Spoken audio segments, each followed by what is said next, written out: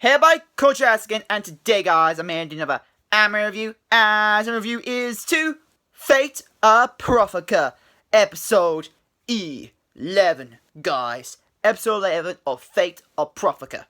So let's get into it. So guys, in this episode of Fate Apocrypha, first things first, we see the battle between Karen and Vlad the Bad continuing, and they got to say, and we found out the source of Vlad the Bad's Dracula's noble phantasm, and it seems like if he's around his domain, in other words, his kingdom, in other words. If they're around his kingdom, his territory, his noble phantasm seems to be stronger, a lot stronger. And it doesn't seem to be, and he can control, and all these stake-like spears that keep him on the ground, it seems like he can also bring them out through other people's bodies. In other words, he can pierce that through their... He can easily pierce them through his opponent's bodies. And Karen, well, he unfortunately gets pierced by them, and it looks like it was about to be defeated. But then Karen, of course, uses his noble phantasm, which seems to be magical freaking flames that engulfs, I don't know how much, but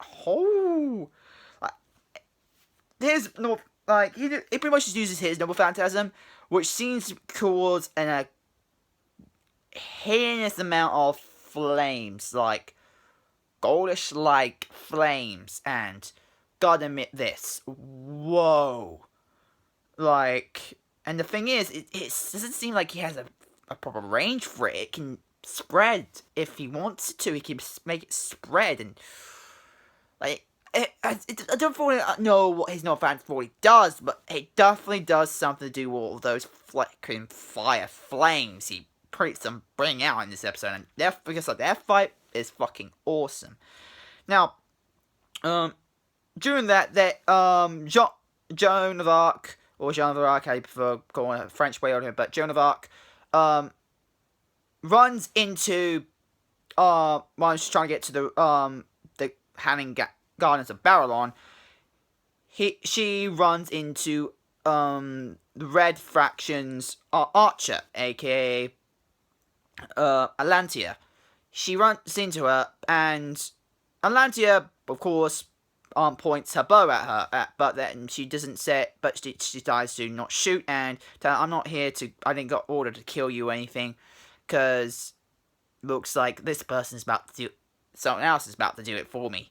And then we see Spartacus, in a monster-like form, running in, and we now find out his noble phantasm now, and the reason why he actually is the Berserker for the Red Fraction, why he's Berserker. And the reason why he's the Berserker, because his noble phantasm is a noble phantasm that you could say got given to him after he became a servant. In other words, after he became a heroic spirit, after he pretty much died. Spartacus, from what everybody knows, he was a gladiator. He was a gladiator, and he was fighting for the bring back, pretty much for not he was fighting for, how to put it, trying to get the proper word for it. He was fighting for more, trying to get the proper word. I don't know. Well, he's pretty much fighting for the people. He was fighting pretty much for the people, for other gladiators, and other people got put into this situation to fight to each other to death. He was fighting for that specific reason. He was fighting for that specific reason, to fight for pretty much to honor and pretty much give to give freedom pretty much to everyone, and that means, of course, he had to go through a lot of pain and sorrow, and up to his death. And that is what his noble phantasm reflects in, and it's that he gets, every time he takes damage, he gets stronger. He takes on the damage, it turns it into energy, and he can use it. The thing is, it also has a side effect that for some reason it changes his body at the same time. And it looks like it also has a limit. And that limit is that if it gets too overdosed, like too much overpower, he releases a massive energy beam, which we see that in Joan of Arc, and pretty much a sacrificial move, like pretty much what Frankenstein's monster did last episode, because we know Frankenstein's monster is now dead, and it's sad. It's pretty sad.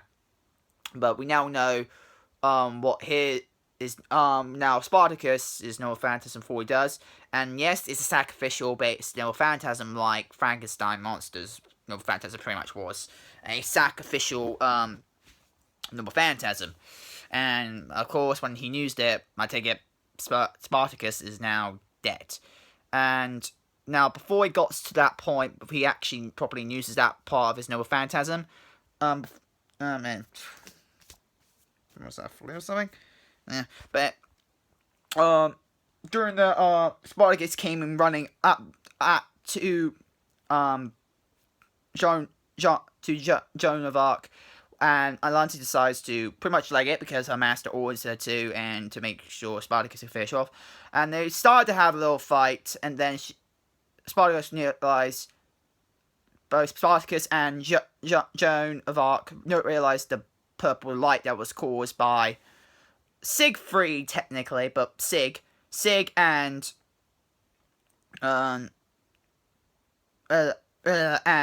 Mordred's fight the purple light beam, and Spartacus decides to run over there to pretty much fight.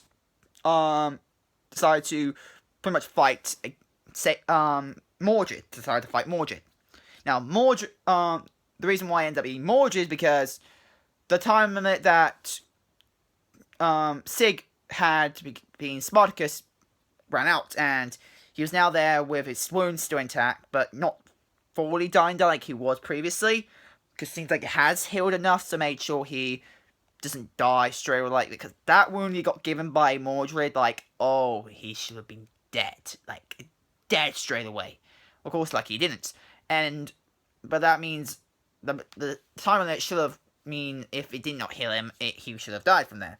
But then, of course, we notice he didn't die, and it looks like his wound got healed thanks to turning into Siegfried, which and yes, he's conscious. He's conscious about it. He's still conscious, so it does show you that the overall personality part again was influenced by Siegfried, but Sig was mainly in control, which I gotta say, if he taps into that power more, just think about the possibility he could pull off.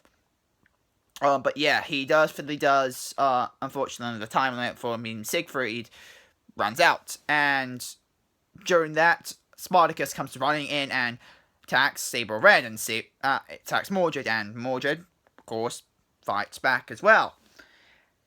And then, all the masters ordered pretty much all their servants, both the Black Faction and the Red Faction, all their servants to retreat, because Spartacus is about to unleash his normal phantasm, because he got to the limit where his normal phantasm is going to pretty much explode and kill pretty much everyone that's in the radius of the explosion.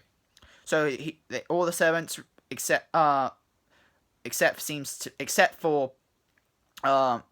Astrofold and Joan of Arc, they stayed to pretty much protect Sig, and Joan used her no phantasm, which I wish it was a bit more flashy. Like, it was flashy, but it was not as flashy as I was hoping for it to be. But she used a no phantasm, and it has the ability, seems like, to defend pretty much nearly everything. Like, it's similar to archers, similar to Hero Emiya's shielding no phantasm. Azure, similar to that. It seems like it can block pretty much nearly a high class double phantasm. It can pull that off, and she was able to pull it off, but she had to put a lot of strain into it, and she was able to successfully defend Spartacus attack, and now it looks like Spartacus is dead as well. So both Berserkers are now dead. We lost the Berserkers. Bad luck, looks like it. But yeah, Berserker ended up dying. But then during that, it seems like out of nowhere, like it seemed to have teleported. From that confusion, we see the Hanging Gardens of Barrelon, hanging above the Yagami family manor, and they activated some form of psychic portal machine they have, and it brought out from underground the Greater Grail. They brought up the Greater Grail, which was, of course, we all know the Greater Grail is the vessel is used to is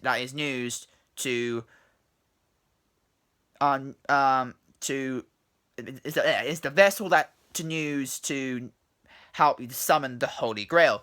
And the Holy Grail is actually the liquid, if I remember correct, the actual liquid that's in the Holy Grail, while actually the Greater Grail is the vessel for the Holy Grail. So that is something I remember correct when it comes to the Fate lore. And they're about to suck it up. Now, during that, after all the servants retreated, all the Red Faction servants gone back into the Hanging Gardens of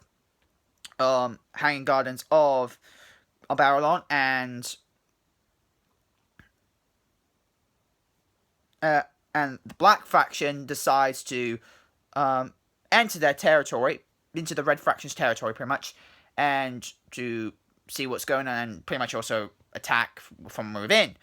The big problem is, by doing that, we now find out the weakness to Vlad the Bad's, Vlad the Third of Dracula, how you prefer calling him. I say Vlad the Bad mainly, because that's why I call him. But we found out the weakness to Vlad the Bad's North Phantasm, and it's that it seems like it gets weaker if he's not in his own territory. Like, obviously we knew it was going to be weaker, but that weak, oh. But then we also find out he has another North Phantasm that he does not want to know. He disgusts about this North Phantasm he has. Like, before even the battle started, he told his master that he doesn't want him to use it because he feels disgraced about this North Phantasm. And I take it has something to do with his story. And he does say it about because it has connection to his story. And I think that story is the possibility because it's Dracula. I think that might be the connection why he does not like it. Like the vampire legend. He feels disgraced because it's like it's destroyed his honor as a king. And possibility that could be the case. Like, as we guys all know, his legend, he drank blood. Because he drank blood, the vampire legend came in, and yeah. And that could be the reason why, because this specific Vlad, maybe the legend we all know might have been corrupted. Like, don't get the fake news does mention that not all the legend of the certain person is true. It actually end up being false. After all, fictional heroes like Sasuke,